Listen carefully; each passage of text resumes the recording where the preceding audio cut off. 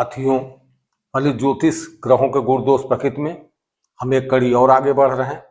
आज पाठ 72 में प्रकृति ग्रहों के गुलिक पर गुलिक का प्रभाव देखेंगे, क्योंकि आप गुलिक को जान गए कि दिन में गुलिक का मान कैसे निकाला जाता है, गुलिक को कैसे देखा जाता है। अब रात्रि में आपने जाना कि रात्रि में गुलिक का निर्धारण कुंडली में कैसे किया जाता है, ये दोनों चीजें आपने जान लिया।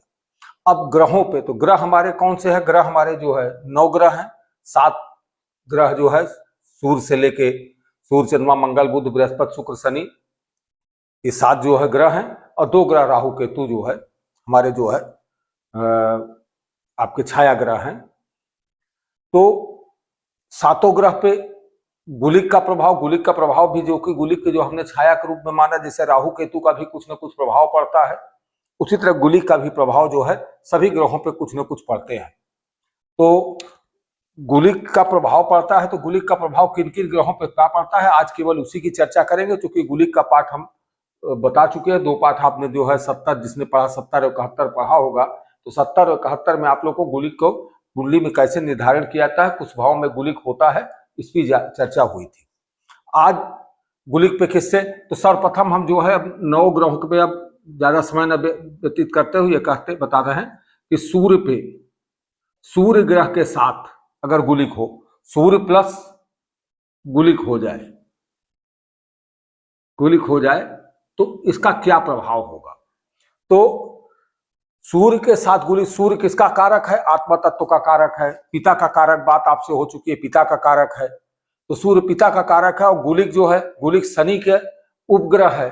शनि का उपग्रह, शनि से सूर्य की मित्रता नहीं है, तो गुलिक उनका पित्र है, तो उससे भी मित्रता नहीं होगी, तो ये पिता का कारक है। तो सबसे ज्यादा हानिकारक जो क्या होता है, ये पिता की दीर्घायु के लिए, इसको आप चाहे नोट भी करते चले, पिता की दीर्घायु के लिए, पिता की दीर्घ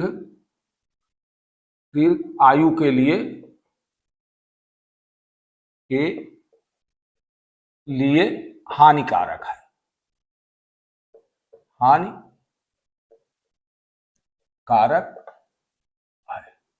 अब ये हो गई सूर्य के बाद, क्योंकि पिता के कारक है, पिता के दीर्घायु के लिए गुलिक जो है हानिकारक होते हैं। तो गुलिक यदि सूर्य के साथ है तो ये पिता के आयु को जो है नुकसान पहुंचाएंगे, उसकी दिक्कत करेंगे। उसके बाद ये भी आप समझ लें कि ये मुख्य रूप से इसके हानिकारक होते हैं। और दूसरा फिर है चंद्रमा की बात कर लेते हैं हम, चंद्रमा प्लस गुलिक। तो चंद्रमा प्लस गुलिक होंगे तो ये क्या करेंगे, माता के सुख में हानि, माता के सुख में कमी लाएंगे। चंद्रमा किसका कारक है? माता का कारक है। माता के सुख में कमी लाएंगे।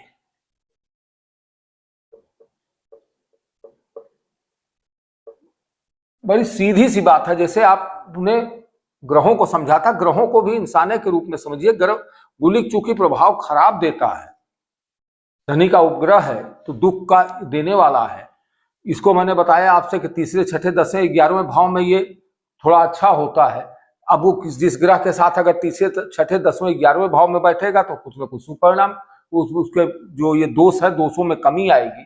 लेकिन अगर उसके अतिरिक्त भाव में बैठेगा तो ये दोष जो है ज्यादा होगा, तो ये माता का सुख जो है ये होगा। अब तीसरा जो होता है मंगल की बात आती है, तो मंगल किसके कारक है? जिसके जो कारक है मंगल और प्लस गुलिक की बात आती है। तो मंगल कारक किसके हैं? मंगल कारक है भाई बहनों के। साथ के भाई बहन सबसे ज्यादा ये कारक नुकसान किसको करेंगे? जो साथ में जन्मदी जुड़वा बच्चे पैदा हुए हैं, तो उनमें ये ज्यादा नुकसान देखने को मिलेगा। और लेकिन फिर भी जो है, जो भी भाई बहन है, छोटे भाई बहन जो होंगे, छोटे भाई बहन के लिए जो है ये प्रतिकूल प्रभाव देंगे। छोटे भाई बहन के लिए, छोटे भाई बहनों हेतु, बहनों के संबंध में प्रतिकूल प्रभाव देंगे।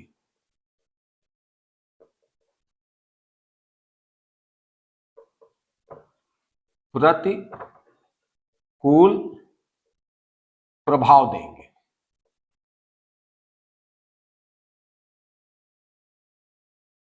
देंगे, आप नोट करते चले। अब चौथा ग्रह, चौथे ग्रह की बात करते हैं। चौथा ग्रह क्या है? मंगल के बाद आती है बुध की बात। बुध प्लस गुली। अब मंगल की बात आपने देख ली, तो मंगल छोटे भाई बहनों के संबंध में प्रतिकूल प्रभाव देंगे, क्योंकि मंगल कारक किसके हैं? मंगल कारक के। अब इसी के साथ साथ आप ये भी समझते चलें कि जैसे सूर्य के कारक है, तो आत्मा के लिए भी जो है आत्मबल जो है नहीं होगा, ऐसे व्यक्ति में आत्मबल को भी परेशानी देंगे। जो जो उसके कारक जो भी चीज होती है, जैसे चंद्रमा है, चंद्रमा माता कारक है, जल तत्व की शरीर में, व्यक्ति के शरीर में जल तत्व की कमी आएगी। मंगल से है छोटे भाई बहनों में, तो मसल्स की बात है, मसल्स नहीं होंगे, छोटे भाई बहनों से प्रेम नहीं होगा, छोटे, उसके बाद जो है शरीर में ताकत नहीं होगी, ताकत की कमी रहेगी। और ये बुध जो है किसके हैं? बुद्धि के स्वामी है। बुद्धि कहां से संबंध होता है? बुद्धि के दिमाग से संबंध होता है, मानसिक रूप से संबंध होता है, मन से बुद्धि आती है। बुद्धि कोई देखने की चीज नहीं है। तो बुद्धि क्या है? ऐसा विद्या, बुद्ध के साथ गुली का प्रभाव हो जाएगा, तो मानसिक परेशानियां बहुत ज्यादा हो जाएगी। मानसिक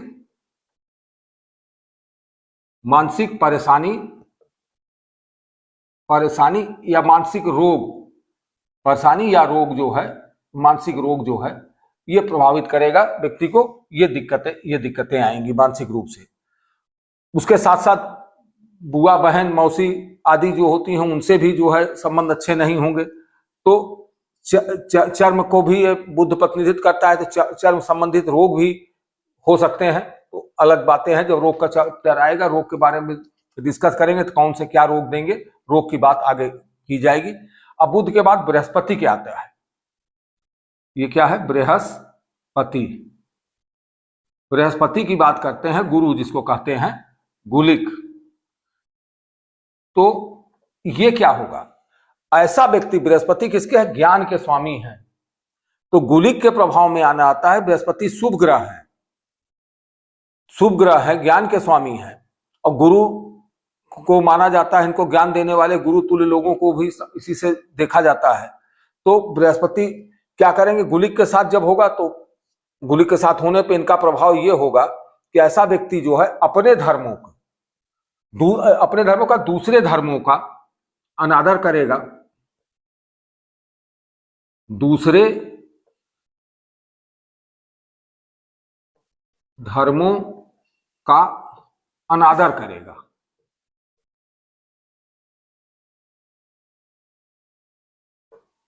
दूसरे धर्मों का अनादर करेगा और अपने धर्म के लिए कट्टरपंथी हो जाएगा। अपने धर्म में कट्टरपंथी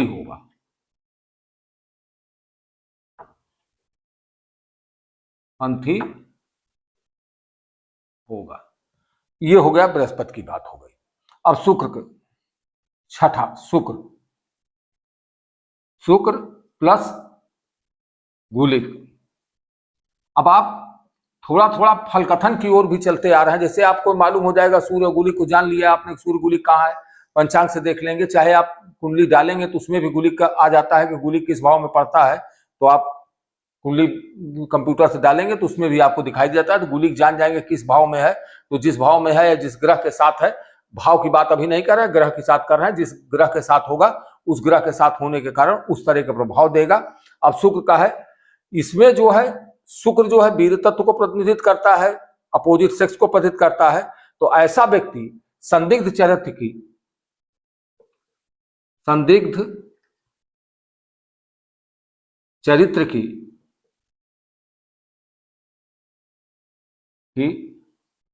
स्त्री, और स्त्री होगी तो या पुरुष। अब दो चीजें हैं, संदिग्ध चरित्र की स्त्री या पुरुष इसलिए किया गया, शुक्र प्रतिनिधित्व करता है, तो स्त्री होगी तो संदिग्ध चरित्र के पुरुषों से, और पुरुष होगा तो संदिग्ध चरित्र के स्त्रियों से बुरी संगत के कारण, स्त्रियों के पुरुषों की बुरी संगतियों के कारण, बुरी संगतियों के कारण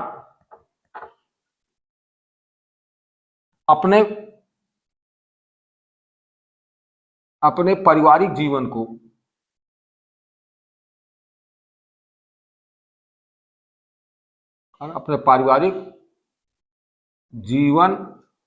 को खराब करेगा।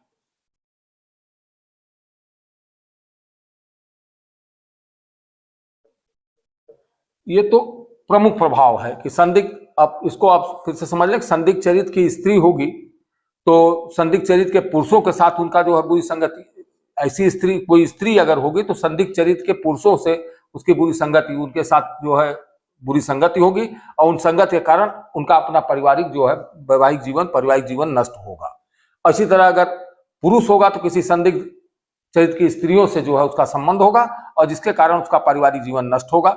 फिर शुक्र जो है सुख के स्वामी है तो गाड़ी घोड़ा वाहन मकान और कामनाएं, तो उसकी बुरी कामनाएं होंगी, सारी चीजें होंगी, तो ये सारी चीजें जो इसके कारकत्व हैं सारे कारकत्व को जो है हानि करेगा, तो शुक्र के संबंधित कारकत्व की हानि होगी। अब बात आती है सातवें ग्रह की आती है। सातवां ग्रह जो है शुक्र के बाद आपका शनि है। शनि प्लस गुलिक, ये हम यहां कर दे रहा हूं, वहां वो हो गया है शनि प्लस गुलिक। अब शनि जो होगा त्वचा पे जो है, त्वचा पे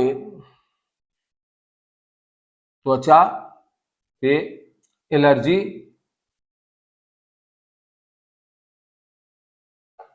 त्वचा पे एलर्जी और संबंधित रोगों की पीड़ा, त्वचा पे एलर्जी संबंधित, एलर्जी होकर त्वचा पे बार बार, जैसे बहुत से लोग हो आपने देखा होगा कि उनकी एलर्जी हो जाती है, जरा सा कोई चीज खा लेते हैं उससे एलर्जी होती है, शरीर पे दाने उन्हें निकलने लगते हैं, या किसी चीजों से मतलब धूल धुएं से एलर्जी हो जाती है, धूप से एलर्जी हो जाती है। तो जो इस तरह की एलर्जी वाली चीजें होंगी, शनि और गुलिक एक साथ होने से त्वचा में एलर्जी के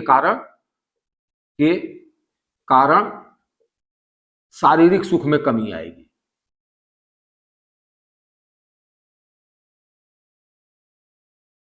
शारीरिक सुख में कमी आएगी,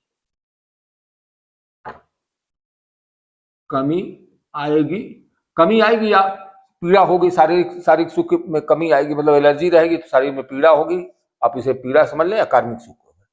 अब बात आती है आठवें ग्रह की। आठवां ग्रह क्या है? आपका छाया ग्रह राहु है।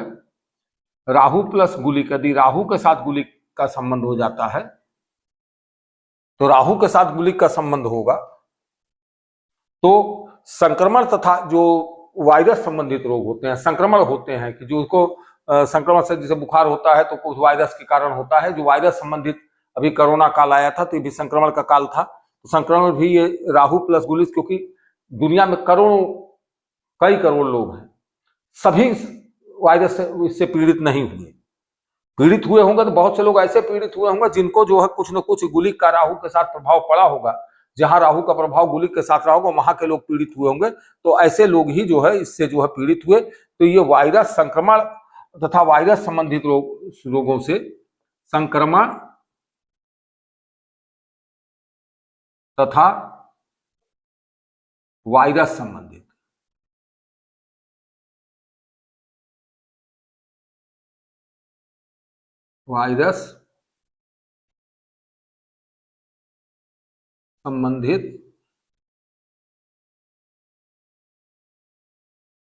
संबंधित रोगों की पीड़ा होगी।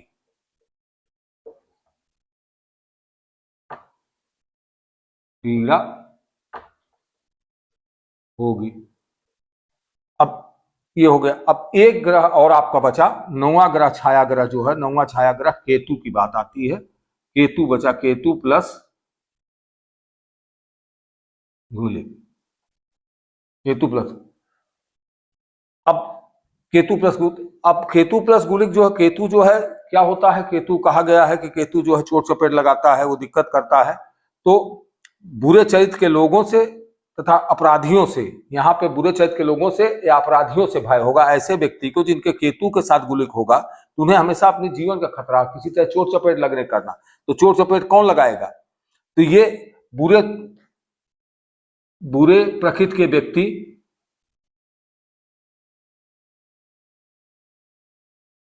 पूरे प्रकृति के व्यक्ति बल्कि पूरे चरित्र के व्यक्ति कर ले, पूरे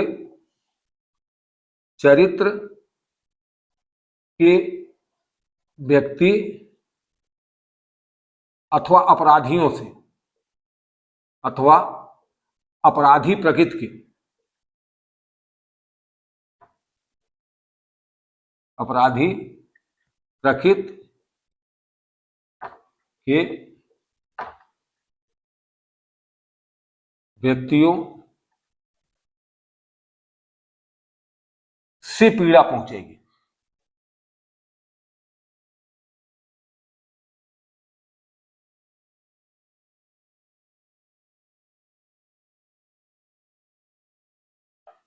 तो अब आज नवग्रहों को इसकी बात की, अब भाव की बात, भाव में गुलिक का प्रभाव क्या होता है। अब गुलिक के और भी चीज है, एक दो चैप्टर्स में हम गुलिक के सारी बातों को करेंगे। तो आज आपने अब गुलिक को कैसे निर्धारण किया जाता है ये आपने समझ लिया। दिन में निर्धारण कैसे किया जाएगा, रात्रि में निर्धारण कैसे किया जाएगा, गुलिक क्या है, गुलिक जो है शनि का उपग्रह है, शनि के पुत्र के रूप में भी समझ सकते हैं। गुलिक का जन्म कैसे हुआ इसको भी आपने समझा, और उसके बाद आपने आज ये समझा कि ग्रहों के साथ इनका क्या जो है मेल होता है।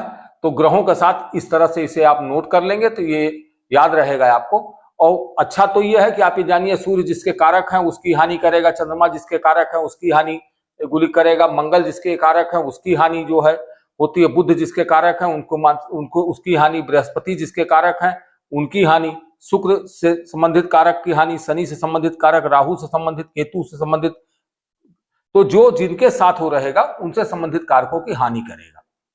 तो ये आप समझे। आज इतना ही। अगले वीडियो में आपको जो है इनके भावों में भी कि गुलिक किस भाव में रहता है तो क्या चीज करता है, तो भाव की भी हानि ही करेगा। लेकिन उसमें 3-6 मैंने बताया है कि यहाँ फिर से हम लिख दे रहे हैं कि भाव में उसको बता देंगे। भाव में तीसरे छठे आप याद रखिएगा कि गुलिक जो है भाव में तीसरे, छठवें, 10वें और 11वें भाव में जो है शुभ परिणाम देता है, थोड़ा सा हानि में कमी कर देता है। हानि तो वहां भी करता है लेकिन कुछ न कुछ हानि में कमी करता है। तो इसको आप याद करेंगे। और मैं चाहूंगा कि आप लोग जो है पाठ को जो है निरंतर क्रम से ही पढ़ें। क्रम से अगर पाठ को पढ़ेंगे तो आपको जो है समझ में, जो पिछले पाठ पढ़े हैं, अब जिसने 70-71 पाठ को नहीं पढ़ा वो गुलिक को समझेगा ही नहीं, गुलिक है क्या, तो गुलिक को समझेगा नहीं, तो आज इसको समझने में उसे दिक्कत होगी। जो 70-71 पाठ को पढ़ा है उसे गुलिक समझने में आसानी होगी। इसलिए आप निरंतर जो है पाठ को जो है शुरू से पढ़ें, क्रम से पढ़ें, और इसको सब्सक्राइब करते रहें और बेल को आइकन को दबा दें और शेयर भी करें, जिससे कुछ लोग और भी जो इसके जिज्ञासु बंधु हों उनको भी इसका लाभ मिले। धन्यवाद। आज के लिए इतना ही।